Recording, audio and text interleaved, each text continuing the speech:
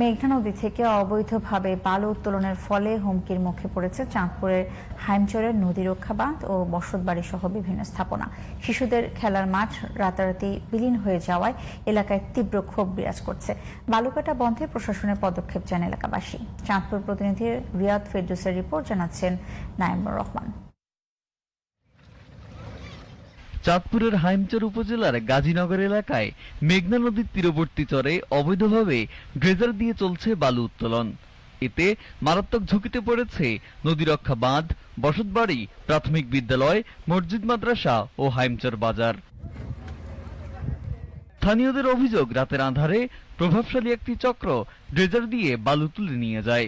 ভাঙ্গার কারণে আমরা মনে করেন যে এলাকাবাসী খুবই হুমকির মুখে পড়ে গিয়েছি। এখানে বিভিন্ন শিক্ষা প্রতিষ্ঠান রয়েছে, তাও আজকে হুমকির মুখে আমরা আতঙ্কিত আছি। মসজিদ, মাদ্রাসা, কবরস্থান সব হুমকির মুখে। এই ঘটনায় 7 জনের বিরুদ্ধে মামলা ও 5 জনকে আটক করা হয়েছে বলে জানান পানি উন্নয়ন বোর্ডের এই কর্মকর্তা। বালু কেটে আমাদের যে পূর্ব যে আমাদের প্রোটেক্টিভ ওয়ার্ক ছিল, সেই ওয়ার্কটি ব্যাপকভাবে ক্ষতিগ্রস্ত হয়েছে। স্টক পাইলে যে ব্লক ছিল, সেটা দিয়ে আপাতত প্রাইমারি ভাবে আমরা সেটা রক্ষা করার চেষ্টা করতেছি। আমাদের অস্তিত্ব, সে অস্তিত্বের উপর কোনো আঘাত আসলে আমরা কেউই রাজনৈতিক কোনো পরিচয় আমরা বিবেচনা করি না। আমরা প্রত্যেকেই ঐক্যবদ্ধভাবে তার প্রতিরোধ করার জন্য আমরা প্রস্তুত।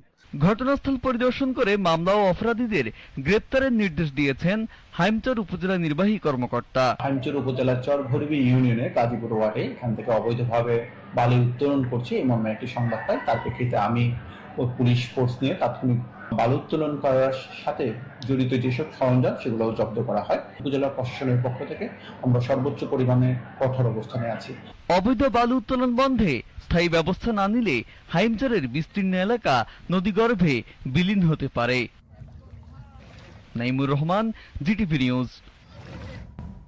এই ছিল এখনকার মতো। পরবর্তী সংবাদ দেখার আমন্ত্রণ রইল। এতক্ষণ সাথে থাকার জন্য ধন্যবাদ সবাইকে।